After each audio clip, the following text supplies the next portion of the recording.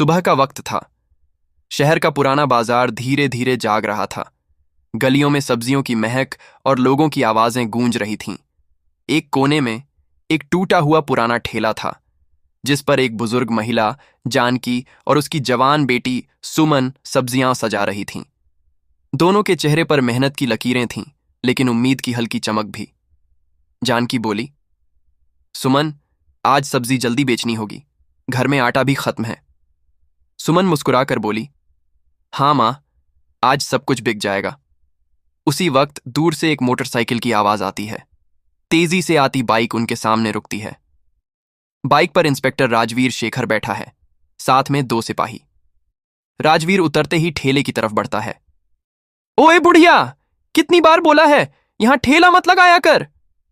जानकी घबराकर हाथ जोड़ती है। साहब, बस यही एक ठेला है, इससे 2 वक्त की रोटी मिलती है। राजवीर हंसते हुए ठेले को लात मारता है। सब्जियां जमीन पर बिखर जाती हैं। आज के बाद अगर यहां दिखी तो सीधे जेल भेज दूंगा। जानकी के आंसू गिरते हैं। सुमन अपनी मां को संभालने की कोशिश करती है। आसपास लोग खड़े हैं, कोई कुछ नहीं कहता। उसी भीड़ में एक औरत सादे कपड़ों में खड़ी है, बाल खुले, आंखों में सख्ती। वो है मीरा वर्मा, इस जिले की एसपी, लेकिन आज बिना यूनिफॉर्म के, एक आम नागरिक की तरह। वो सब देख रही है। चेहरा सख्त है, लेकिन आवाज शांत। वो आगे बढ़ती है और झुककर पूछती है, मां जी, क्या हुआ? ये पुलिस वाले ऐसा क्यों कर रहे थे? जानकी गुस्से और दर्द भरी आवाज में कहती है, बेटी, जाओ यहां से। हम गरीब हैं, जो बड़े अफसर कुछ नहीं कर पाए, वो तुम क्या कर लोगी? मीरा कुछ पल के लिए रुकती है, चाहती है कि अपनी पहचान बताए, लेकिन रुक जाती है। बस हल्की मुस्कान के साथ कहती है, आपका दर्द सुना है मां जी, जवाब भी मिलेगा। वो धीरे से मुड़ जाती है, पर उसके चेहरे पर अब एक निर्णय साफ झलक रहा था। कुछ घंटे बाद वही जगह, ठेला टूटा पड़ा है। जानकी जमीन पर बैठी है, आंसू पोंछ रही है। सुमन चुपचाप सब्जियां बटोर रही है। तभी एक नौजवान, विकास, पास आता है। मां जी, सुना है हमारे जिले में नई एसपी मैडम आई हैं, मीरा वर्मा। बहुत सख्त हैं, लेकिन गरीबों के लिए देवता जैसी। जानकी थकी हुई आवाज में बोली, बेटा, हमने बहुत देखे अफसर, सब सिर्फ बात बनाते हैं। विकास गंभीर स्वर में बोला, नहीं मां जी, ये अलग हैं। सुना है, खुद सादे कपड़ों में घूमती हैं, लोगों की बातें सुनती हैं। एक बार मिलकर देखिए। जानकी और सुमन एक दूसरे को देखती हैं। सुमन के चेहरे पर हल्की सी उम्मीद की झलक आती है। अगले दिन दोनों मीरा के दफ्तर पहुंचती हैं। मीरा अब यूनिफॉर्म में है, कुर्सी पर बैठी, सामने फाइलें। जब जानकी और सुमन अंदर आती हैं और मीरा को वर्दी में देखती हैं, दोनों के चेहरे सख्त पड़ जाते हैं। जानकी के मुंह से शब्द नहीं निकलते। वो कांपते हुए कहती है, माफ करना मैडम, हम आपको कल नहीं पहचान पाए। मीरा धीरे से मुस्कुराती है, कोई बात नहीं मां जी, मैं आपकी बेटी समान हूं। अब बताइए, वह इंस्पेक्टर क्यों आपके साथ ऐसा कर रहा था? जानकी की आंखें भीग जाती हैं। वो धीरे धीरे सब बताने लगती है। मैडम, वो राजवीर रोज हमारे ठेले पर आता है, बिना पैसे सब्जी ले जाता है। जब मैंने मना किया तो बोला, अगर चाहती है कि पैसे देकर लूं तो अपनी बेटी को एक रात मेरे पास भेज दे। मीरा के चेहरे पर हैरानी नहीं, गुस्सा है। उसकी मुट्ठियां कस जाती हैं। और तुमने कंप्लेंट क्यों नहीं लिखवाई? जानकी बोली, मैडम, गई थी थाने, वहां के एसएचओ विक्रम ने धक्के मारकर बाहर निकाल दिया। बोला, अगर दोबारा शिकायत की तो जेल में डाल दूंगा। मीरा की आवाज सख्त हो गई। अब बस, जो उन्होंने किया उसका हिसाब अब कानून करेगा। कल सुबह मैं बाजार आऊंगी, पर इस बार कुछ अलग होगा। अगली सुबह मीरा ने अपनी वर्दी नहीं पहनी, बल्कि एक साधारण लाल सलवार सूट पहन लिया।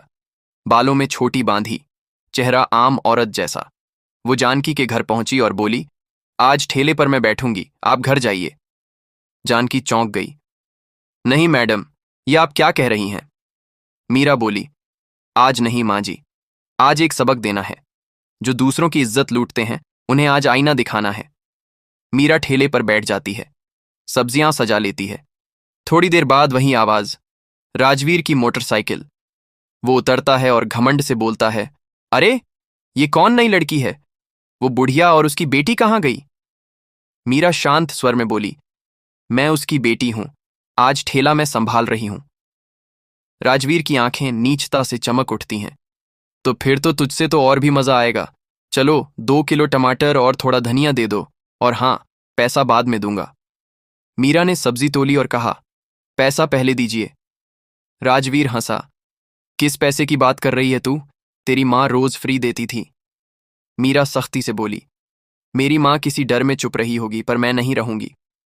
ये सब्जी मेरे घर का खर्च है, पैसे दो। राजवीर ने ठेले पर हाथ पटका। बहुत जुबान चलाने लगी है तू। मीरा ने उसकी आंखों में सीधा देखा और कहा, आपने वर्दी पहनी है मगर इंसानियत उतार दी है। राजवीर तिलमिलाया और गुस्से में बोला, अगर नहीं मानती तो एक रात मेरे साथ बितानी पड़ेगी। मीरा का चेहरा बदल गया और अगले ही पल उसने राजवीर के गाल पर जोरदार थप्पड़ जड़ दिया। भीड़ सन्न रह गई। राजवीर लड़खड़ाया, फिर गुस्से में आकर मीरा के बाल पकड़ लिए। वो बोली, तुमने एक महिला पर हाथ उठाया है, अब तुम्हें कानून सिखाएगा। राजवीर बोला, तू क्या करेगी? थाने में मैं हूं मालिक। मीरा बोली, देख लेना कौन मालिक है। वो ठेला छोड़कर चली जाती है, घर जाकर अपने कपड़े बदलती है, बाल बांधती है, चेहरे पर वही सख्त नजरियां और यूनिफॉर्म पहनती है। वर्दी पर बैज चमकता है, मीरा वर्मा, एसपी, जिला नंदनपुर। अगले दिन सुबह पूरा थाना हिल गया जब मीरा अपनी सरकारी गाड़ी में थाने पहुंची, साथ में सुरक्षाकर्मी और कुछ मीडिया रिपोर्टर। थाने के दरवाजे पर सन्नाटा। राजवीर और एसएचओ विक्रम दोनों वहीं खड़े हैं। मीरा गाड़ी से उतरी, हर कदम भारी, हर नजर डर से भरी। मीरा बोली, यूनिफॉर्म नहीं पहचान रहे? मैं इस जिले की एसपी मीरा वर्मा हूं। कल बाजार में जो हुआ मैंने खुद देखा है। राजवीर का चेहरा सफेद पड़ गया। विक्रम के पसीने छूट गए। दोनों ने हाथ जोड़ दिए। माफ कर दीजिए मैडम, गलती हो गई। मीरा की आवाज गूंजती है, गलती नहीं, अपराध हुआ है। आज से तुम दोनों निलंबित हो, और जो तुमने किया है उसका हिसाब अदालत में दोगे। वो पीछे मुड़ती है और आदेश देती है, इन दोनों को गिरफ्तार करो। पुलिस स्टाफ सन्न। विक्रम और राजवीर जमीन पर गिरकर माफी मांगते हैं। एक मौका दे दीजिए मैडम, हम बदल जाएंगे। मीरा रुकती है, धीरे से कहती है, माफी नहीं, न्याय मिलेगा। अगर सच में बदलना है तो अदालत में साबित करो। उसकी आवाज पूरे थाने में गूंजती है। वर्दी डराने के लिए नहीं, भरोसा दिलाने के लिए होती है। जब तक इसे पहनने वाला इंसान खुद इज्जत देना नहीं सीखेगा, तब तक वर्दी की इज्जत भी नहीं होगी। उस दिन के बाद थाना बदल गया। अब ना रिश्वत चलती थी, न गरीब की आवाज दबती थी। जानकी और सुमन फिर से ठेला लगाने लगीं। इस बार उनके चेहरे पर डर नहीं, सुकून था। मीरा कभी कभी सादे कपड़ों में बाजार जाती, उनसे सब्जियां खरीदती और मुस्कुरा कर कहती, अब इस बाजार में न्याय बिकता नहीं, मिलता है। धीरे धीरे बाजार की हलचल बढ़ती है। बच्चे हंसते हैं, लोग काम पर निकलते हैं। मीरा की आवाज वॉइस ओवर में सुनाई देती है, वर्दी ताकत नहीं, जिम्मेदारी है। जब जिम्मेदारी ईमानदारी से निभाई जाए तो पूरा सिस्टम बदल जाता है।